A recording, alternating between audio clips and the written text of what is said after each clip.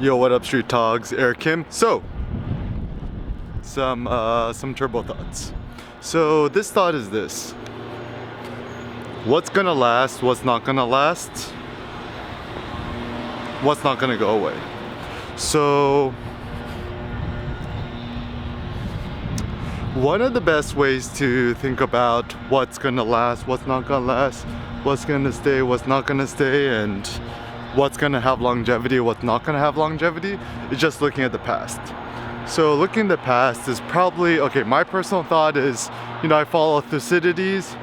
To me, the point of history and the reason why history is actually useful is not because history for history's sake, but history for us to understand the present, for us to think about the future and to predict the future, and to give us more insight based on just human activity and human knowledge. So I personally believe in embodied reality. I personally don't really believe so much in ethics for virtue flexing. I believe that we humans should follow what is, quote unquote, natural to us. And the point ain't for us to change humans, but the point is for us to understand humans. And then based on understanding humans, figure out how we could best thrive in today's world. So let me share some thoughts. So for example, what's gonna always be around and debated? Morals and ethics. You think about all the Stoic philosophers, all the moral ethical philosophers. Essentially, morality and ethics is how should a human live? How should a human treat his other fellow human beings? And for what is the purpose of humanity? So philosophy reigns supreme, philosophy is king, philosophy, the search of wisdom, the love of wisdom is going to be key. So other things. The law is going to stay around. So even Nietzsche says, what is philosophy and what is the role of the philosopher? Essentially, he says the philosopher as the legislator of the future, meaning, it's one thing to philosophize and say, oh, humans should be this, should do that, blah, blah.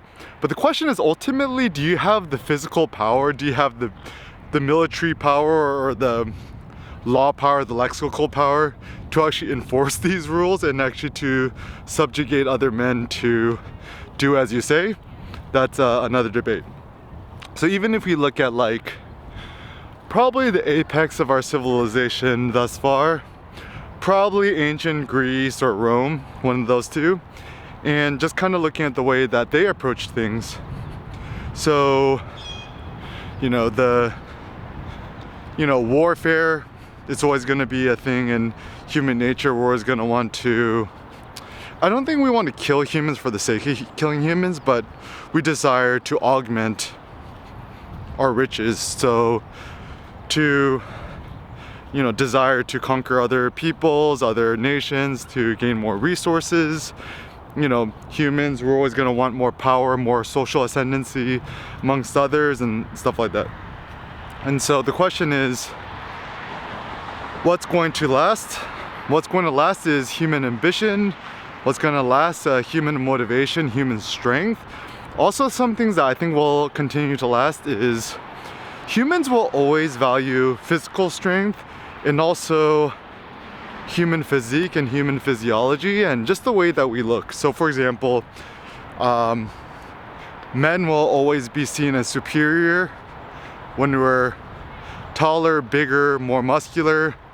I think the apex male human, maximal muscle mass, minimal body fat, seems that the optimal body fat percentage is around 10% for men, 20% for women. What's gonna be optimal for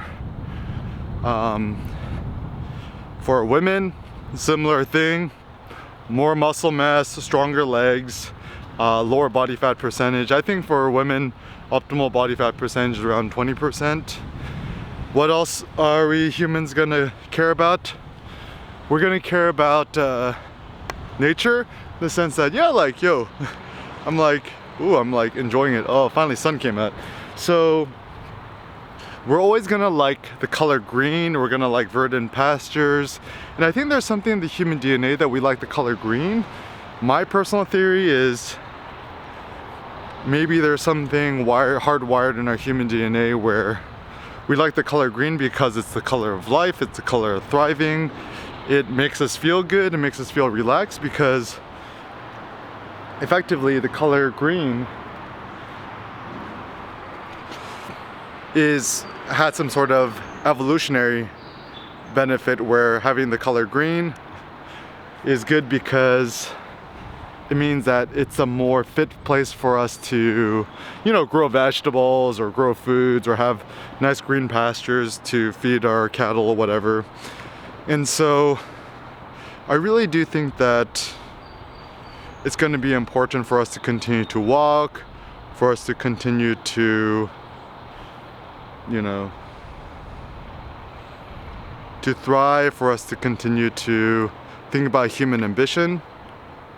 So I think, yeah, for me, philosophy will always be essential. Philosophy will always be the thing for us to consider.